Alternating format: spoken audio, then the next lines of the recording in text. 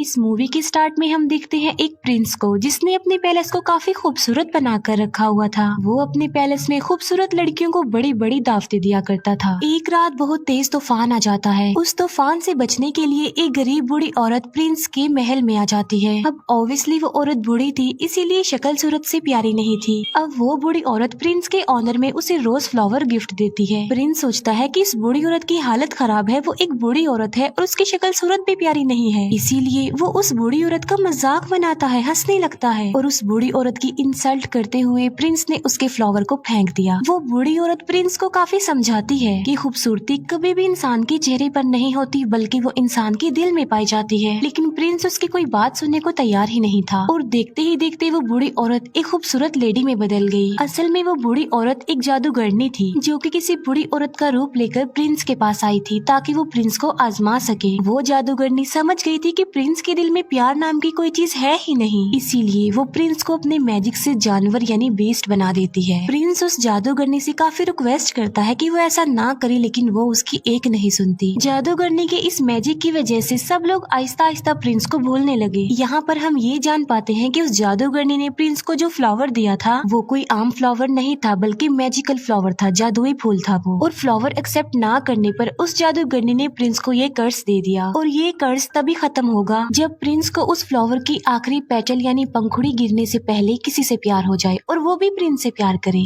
लेकिन आखिरी पंखुड़ी गिरने से पहले अगर प्रिंस से किसी ने प्यार ना किया तो प्रिंस कभी भी इंसान नहीं बन सकेगा दोबारा, बल्कि बेस्ट ही रहेगा वो हमेशा। काफी साल गुजर जाते हैं लेकिन उस पैलेस में कोई भी नहीं आता। फिर हमें पैलेस के करीबी एक गाँव में एक लड़की दिखाई जाती है जिसका नाम होता है बेल। बेल को किताबें पढ़ने, स्टोरीज पढ़ने का काफी शौक था। बेल के फादर एक डिजाइनर होते हैं। उसी गांव में एक और लड़का भी रहता है जिसका नाम होता है गैस्टोन। गैस्टोन जो कि बेल से शादी करना चाहता था, लेकिन बेल उसे शादी करना नहीं चाहती थी क्योंकि वो एक प्राउडी इंसान था। गैस्टोन बेल से शादी करने के लिए उसे अपना बनाने के लिए काफी स्ट्रगल भी किया करता था, लेकिन उसकी कोशिशें नाकाम ही रहती हैं। एक दिन बेल के फादर को कहीं पर जाना था। जिस रास्ते से उन्होंने जाना था वो एक जंगल था। बेल के फादर देखते हैं कि उनके रास्ते में तो आग लगी हुई है, लेकिन वहाँ पर एक और रास्ता भी था जहाँ पर वो मुड़ जाते हैं। बेल के फादर अपने घोड़े पर सवार होते हैं, लेकिन तभी उन्हें जंगल से भेड़ियों की आवाज सुनाई देती है और फिर वही भेड़िए उनका पीछा करने लगते हैं। बेल के फादर अपनी जान बचाने के लिए वहाँ से भागते हैं और भागते भागते वो आ जाते हैं बीस्ट के पैलेस के पास। बेल के फादर जब अंदर जाते हैं तब उन्हें वहाँ पर कोई भी दिखाई नहीं देता। हालांकि ऐसा लग रहा था कि पैलेस में कोई रहता है। कैंडल्स भी जल रही थी और टेबल पर खाना भी पड़ा हुआ था। इतना अच्छा खाना देखकर बेल के फादर खाना खाने लगते हैं, लेकिन हम फिर बहुत हैरान कर देने वाली चीज देखते हैं। वहाँ पर जो कप पड़ा होता है वो बेल के फादर से बातें करने लगता है। बेल के फादर समझते हैं कि ये कोई सॉल है जो उन्हें डराने की कोशिश कर रही है, इसीलिए बेल के फादर उसे कहते हैं कि मैं तुमसे नहीं डरता। ये कहकर बेल के फादर वहाँ से भाग जाते हैं। अब यहाँ पर सवाल ये उठता है कि वो कप कैसे बोल पाया। असल में बात ये है कि वहाँ पर यानी पैलेस में जितनी भी चीजें पड़ी हुई थी वो पहले इंसान हुआ करते थे, लेकिन जादूगरनी के कर्ज की वजह से वो सब चीजों में बदल गए। बेल के फादर भागते हुए गार्डन में आ जाते हैं। वो देखते हैं कि वहाँ पर बहुत प्यारे प्यारे फ्लावर लगे हुए हैं। बेल के फादर सोचते हैं कि मेरी बेटी बेल ने अपने लिए फ्लावर मंगवाया था, इसीलिए वहाँ से वो एक फूल तोड़ लेते हैं और तभी वहाँ पर बीस्ट आ जाता है। फ्लावर चोरी करने की पनिशमेंट देने के लिए बीस्ट उन्हें प्रिजनर बना लेता है, लेकिन बेल के फादर का घोड़ा वहाँ से भाग जाता है और वो सीधा अपने घर आता है बेल के पास। बेल जब देखती है कि घोड़ा अकेला आया है, उसके फादर नहीं आए, तो वो फौरन समझ जाती है कि उसके फादर किसी मुसीबत में फंस गए हैं। इसीलिए बेल अपने फादर को ढूंढने के लिए उस घोड़े पर बैठ जाती है। वो घोड़ा बेल को ले आता है पैलेस में और पैलेस में ही बेल के फादर को प्रिजनर बनाकर रखा हुआ था। बेल जब पैलेस के अंदर जाती है तब उसे वहाँ पर कोई भी दिखाई नहीं देता। बेल वहाँ पर काफी आवाजें भी लगाती है, लेकिन उसे आगे से कोई भी रिस्पॉन्स नहीं मिलता।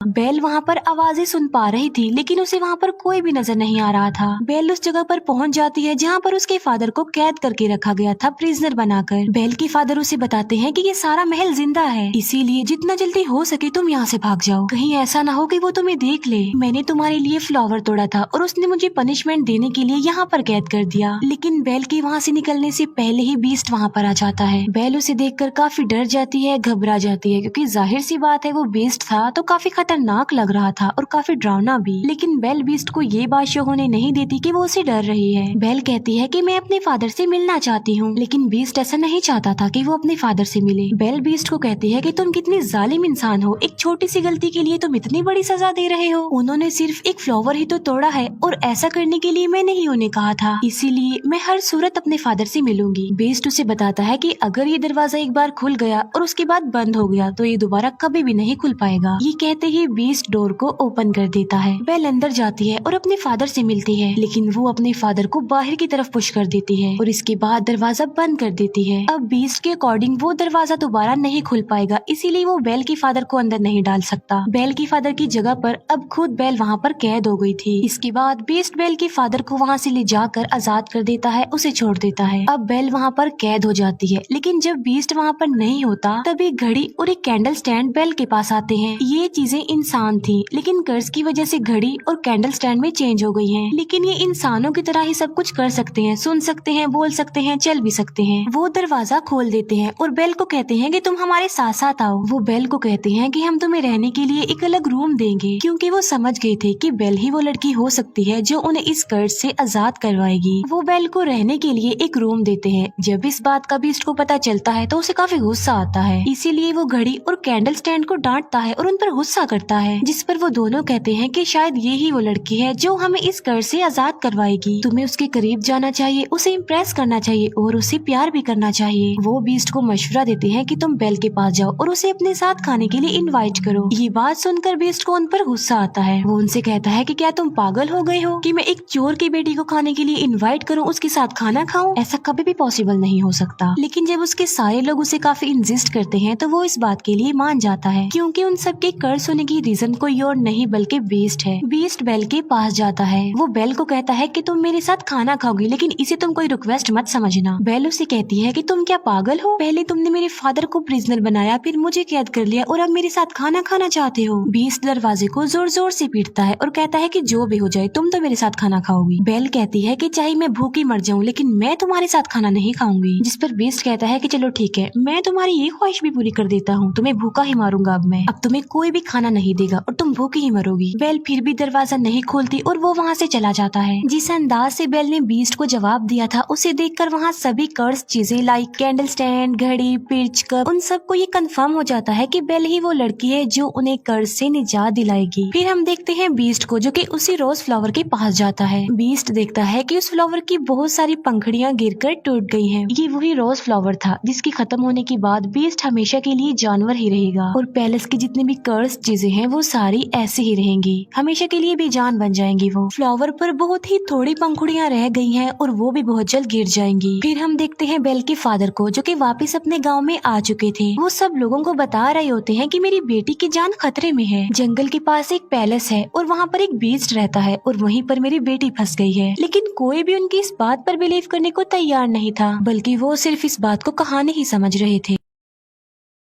लेकिन गैस्टोन, जो कि बेल से शादी करना चाहता था, वो बेल के फादर को इम्प्रेस करने के लिए कहता है कि मैं तुम्हारी बात पर यकीन करता हूँ, मैं तुम्हारे साथ जाऊंगा तुम्हारी बेटी को बचा लाने के लिए। तब गैस्टोन और उसका एक साथी बेल के फादर के लिए जंगल के रास्ते निकल पड़ते हैं। जिस रास्ते पर बेल के फादर गए थे वो रास्ता इन्हें कहीं पर मिलता ही नहीं है। गैस्टोन को इस बात पर काफी गुस्सा आता है। वो बेल के फादर को कहता है कि तुम्हारा दिमाग खराब हो गया है, कोई बीस्ट नहीं होता। गैस्टोन बेल के फादर को ये भी कह देता है कि मैं तुम्हारी बेटी से प्यार करता हूँ और मैं उससे शादी करूंगा। जिस पर बेल के फादर कहते हैं कि तुम्हारी ये ख्वाहिश कभी भी पूरी नहीं हो सकती। इस बात पर गैस्टोन को काफी गुस्सा आता है। वो बेल के फादर के हाथ पांव बांध देता है और उन्हें एक ट्री के नीचे मरने के लिए छोड़कर वहाँ से चला जाता है, क्योंकि वो भेड़ियों का इलाका था और भेड़िए उन्हें मार कर खा लेंगे। फिर हम एक लेडी को देखते हैं जिसे उसके गाँव से निकाल दिया गया था और उसका नाम था अगथा। एगथा बेल के फादर की जान बचा लेती है और उन्हें आजाद कर देती है। पैलेस में हम बेल को देखते हैं, जो कि उसी रोज फ्लावर के पास आ जाती है। बेल उस फ्लावर को भी टच करने ही वाली होती है कि वहाँ पर आ जाता है बीस्ट। बीस्ट उसे कहता है कि तुम्हें अंदाजा नहीं कि तुम अभी क्या करने वाली थी, अभी हम सब के सब मारे जाते। बीस्ट गुस्से में आकर बेल से कहता है कि चली जाओ यहाँ से। तब बेल रोते हुए वहाँ से भागकर चली जाती है। घोड़े पर बैठकर जब बेल जंगल पार कर रही होती है तब वहाँ पर बहुत सारे भेड़िए आकर बेल को चारों तरफ से घेर लेते हैं। लेकिन इससे पहले कि वो भेड़िए बेल को कोई नुकसान पहुँचाते, वहाँ पर बीस्ट आ जाता है। वो उन भेड़ियों का काफी मुकाबला करता है, उन्हें काफी मारता है। बीस्ट उन सब भेड़ियों को वहाँ से उसे मार भगाता है, लेकिन इस लड़ाई के दौरान वो खुद भी इंजर्ड हो जाता है। बेल अभी घोड़े पर बैठकर वहाँ से जाने ही वाली होती है तो वो देखती है कि बीस्ट जमीन पर गिर गया है क्योंकि वो काफी इंजर्ड है, उसकी हालत काफी खराब हो गई है। अब क्योंकि बीस्ट ने बेल की जान बचाई थी, उसे नई जिंदगी दी थी, इसीलिए बेल वहाँ से जाने की बजाय उसके पास आ जाती है। बेल उससे कहती है कि मैं तुम्हें उठा नहीं सकती, इसीलिए तुम्हें हिम्मत करके खुद ही उठना होगा। बड़ी मुश्किल से हिम्मत करते हुए बीस्ट खड़ा हो जाता है। बेल उसे अपने साथ घोड़े पर बिठा कर पैलेस में वापस ले आती है। बेल एक बार फिर से वापस उसी पैलेस में आ गई थी। पैलेस की सारी कर्स चीजें बेल को देखकर काफी खुश हो जाती हैं, क्योंकि वो चाहते थे कि बेल यहीं रहे इसी पैलेस में। बेल और बीस्ट को एक दूसरे से प्यार हो जाए, जिसकी वजह से कर्स खत्म हो जाए और सब कुछ नॉर्मल हो जाए। वो चीजें बेल को सारी स्टोरी नहीं बताती, ना ये बताते हैं कि वो इस कर्ज से कैसे आजाद होंगे, बल्कि सिर्फ ये बताते हैं कि जब उस फ्लावर की आखिरी पंखुड़ी गिर जाएगी हम सब ऐसे ही रह जाएंगे और बीस्ट भी हमेशा के लिए बीस्ट ही रह जाएगा। बेल बीस्ट को बैंडेज लगाती है। बेल जब बीस्ट के पास होती है तो वो एक शेर पढ़ती है, क्योंकि बेल का इंटरेस्ट बुक में, स्टोरी में और पोएट्री में बहुत ज्यादा था, लेकिन उस शेर को बीस्ट कंप्लीट करता है। ये बात बेल को काफी हैरान कर देती है। बेल उससे पूछती है कि क्या तुम भी पोएट्री पढ़ते रहते हो? बीस्ट कहता है कि मैं लव स्टोरी, प्यार मोहब्बत, इनकी पोएट्री नहीं पढ़ता, बल्कि मैंने बहुत ज्यादा बुक्स पढ़ी हुई हैं, बहुत ज्यादा पोएट्री के बारे में जानता हूँ। इस पर बेल कहती है कि मुझे तो प्यार मोहब्बत की बातें, प्यार मोहब्बत की कहानियाँ बहुत पसंद हैं। जिस पर बीस्ट कहता है कि तुम्हारी शक्ल देखकर ऐसा लगता है कि तुम्हें प्यार मोहब्बत में बहुत इंटरेस्ट है, अगर तुम कुछ पढ़ना ही चाहती हो तो कुछ अच्छा पढ़ो। फिर बीस्ट बेल को अपने साथ अपनी लाइब्रेरी में लेकर जाता है, जो कि काफी बड़ी थी। वहाँ पर बहुत ज्यादा बुक्स थी। बेल उन बुक्स को देखकर काफी शॉक्ड भी रह जाती है और काफी खुश भी हो जाती है, क्योंकि गाँव में पढ़ने के लिए उसे कोई भी बुक नहीं मिलती थी और यहाँ पर तो उसे इतनी सारी बुक्स मिल गई हैं। बीस्ट कहता है कि अगर तुम चाहती हो तो हमारे साथ यहाँ पर रह सकती हो। ये बात बेल को काफी खुश कर देती है। फिर वक्त के साथ साथ एक दूसरे के साथ काफी टाइम गुजारने लगे। इन दोनों की दोस्ती हो गई, वो एक दूसरे के काफी करीब आ गए, एक दूसरे की लाइक्स डिसलाइक्स उन्हें पता भी चल गए। दोनों साथ मिलकर खाना भी खाते थे। फिर बीस्ट बेल को गाना भी गाकर सुनाता है और बीस्ट बेल को एक बुक भी दिखाता है, जो कि एक जादुई बुक थी। वो कहता है कि ये बुक मुझे किसी जादूगरनी ने दी थी और इस किताब की मदद से हम लाइफ के किसी भी टाइम में जा सकते हैं। लाइक हम पास्ट टाइम में जा सकते हैं, फ्यूचर टाइम में जा सकते हैं। बेल उस टाइम में जाना चाहती थी जब वो अपनी मदर से आखिरी बार मिली थी। बेल जब उस टाइम में जाती है तब उसे पता चलता है कि उसकी मदर को एक इन्फेक्शन हो गया था। इसीलिए बेल की मदर ने बेल के फादर को कहा था कि तुम बेल को लेकर हमेशा के लिए यहाँ से चले जाओ, ताकि मेरी बेटी को भी ये इन्फेक्शन ना लग जाए।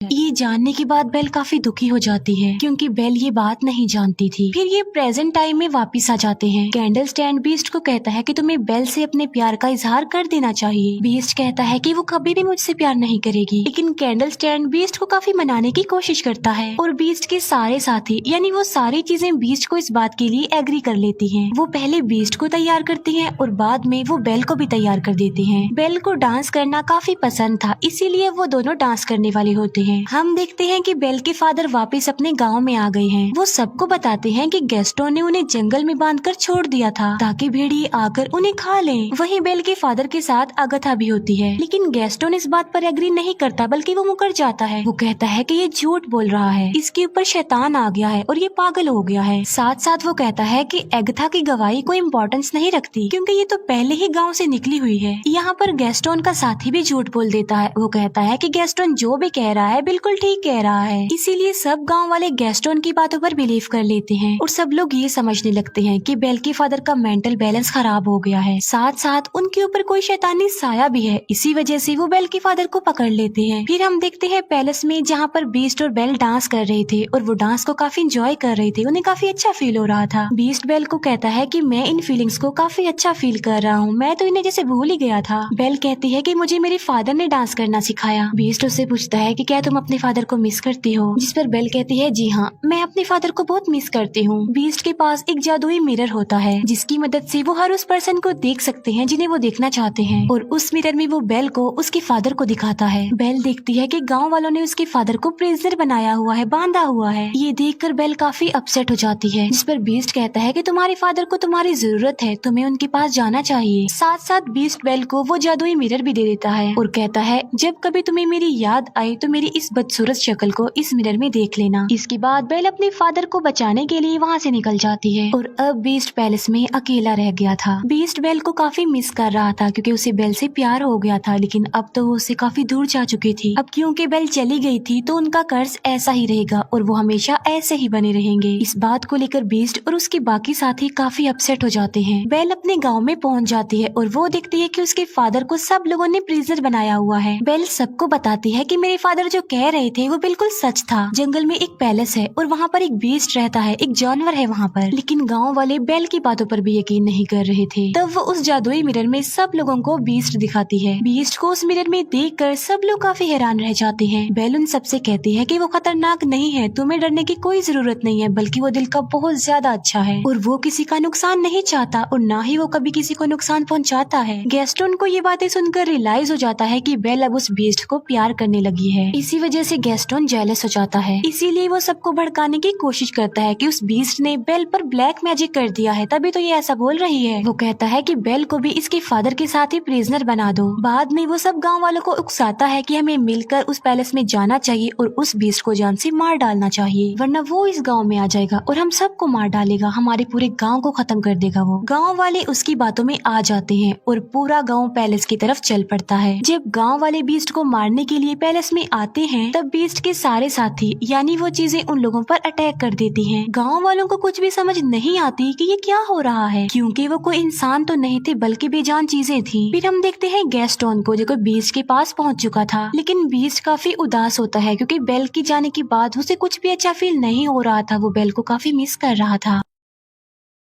गैस्टोन बीस्ट को कहता है, तुम क्या समझते हो कि बेल तुमसे प्यार करती है, बल्कि तुम्हें मारने के लिए उसने हम सब गांव वालों को भेजा है। ये कहते ही वो बीस्ट पर गोली चला देता है और बीस्ट जाकर नीचे गिरता है। लेकिन नीचे गिरने से पहले बीस्ट टेरेस के एक टॉप को पकड़ लेता है, लेकिन इससे पहले कि गैस्टोन दूसरी गोली चलाता बेल वहाँ पर आ जाती है। गैस्टोन को रोकने के लिए बेल उसका हाथ पकड़ लेती है। इस फाइट में गैस्टोन भी जाकर नीचे गिर जाता है। गैस्टोन की गन भी उसके हाथ से गिर जाती है। बीस्ट ऊपर आने की कोशिश करता है, तभी बेल उसे आवाज देती है। वो बीस्ट को बताती है कि मैंने गांव वालों को रोकने की बहुत कोशिश की थी, लेकिन वो नहीं रुके। बेल को वहाँ देखने के बाद बीस्ट के अंदर एक हिम्मत पैदा हो जाती है और अब वो गैस्टोन का मुकाबला करना चाहता था और अब वो पहुँच जाता है गैस्टोन के पास। वो गैस्टोन को गर्दन से पकड़ लेता है और उसे हवा में कर देता है और बीस्ट गैस्टोन को काफी ऊंची दीवार से फेंकने ही वाला होता है, जिस पर गैस्टोन बीस्ट से काफी रिक्वेस्ट करता है कि प्लीज मुझे मत फेंको, प्लीज बीस्ट मुझे छोड़ दो। बीस्ट उससे कहता है कि मैं बीस्ट नहीं हूँ। ये कहते ही बीस्ट गैस्टोन की जान छोड़ देता है और उसे कहता है चले जाओ यहाँ से। गैस्टोन वहाँ से चला जाता है और बीस्ट आ जाता है बेल के पास। मौके का फायदा उठाकर गैस्टोन अब पीछे की तरफ से बीस्ट पर गोलियां चलाता है, जिसकी वजह से बीस्ट नीचे गिर जाता है। लेकिन गैस्टोन जिस जगह पर खड़ा हुआ था वो जगह टूट जाती है और गैस्टोन भी जाकर नीचे गिरता है। इतनी ऊंचाई से गिरने की वजह से गैस्टोन मर जाता है। बीस्ट की हालत काफी खराब हो जाती है क्योंकि वो काफी इंजर्ड था और अपने आखिरी सांस गिन रहा था। बेल बीस्ट को कहती है कि अब के बाद मैं तुम्हें कभी भी छोड़ के नहीं जाऊंगी, जिस पर बीस्ट कहता है लेकिन अब मेरी तो जाने का वक्त हो गया है, जिस पर बेल कहती है कि तुम्हें कुछ नहीं होगा, सब कुछ नॉर्मल हो जाएगा। और हम देखते हैं कि उस फ्लावर की आखिरी पंखुड़ी भी गिर जाती है। जैसे ही वो पंखुड़ी गिरती है बीस्ट बिल्कुल खामोश हो जाता है और वहाँ पर बीस्ट के जितने भी साथी थे यानी वो चीजें थी वो भी एकदम से बेजान हो जाती हैं। बीस्ट को मरता हुआ देखकर बेल को काफी दुख होता है और उसकी आंख में आंसू होते हैं। यहाँ पर बेल भी अपने प्यार का इजहार कर देती है। वो बीस्ट को कहती है मैं तुमसे बहुत प्यार करती हूँ और वो बीस्ट के करीब भी आती है। तभी वहाँ पर एगथा भी आ जाती है। एगथा जिसे गांव के लोगों ने निकाल दिया था।